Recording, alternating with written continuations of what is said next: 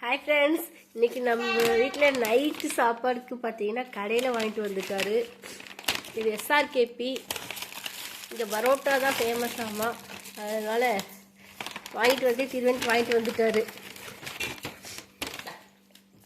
கொடுங்கம்மா.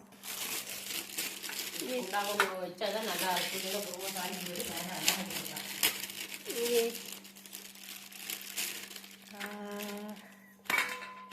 பரோட்டா ஓகே, சாஃப்டாக இருக்குது. அடுத்து பார்த்தீங்கன்னா இது என்னதுப்பா? ட்ரையா? இது வந்து பார்த்தீங்கன்னா பெப்பர் சிக்கன் கிரேவி. ஆமாம், இந்த பரோட்டாவோட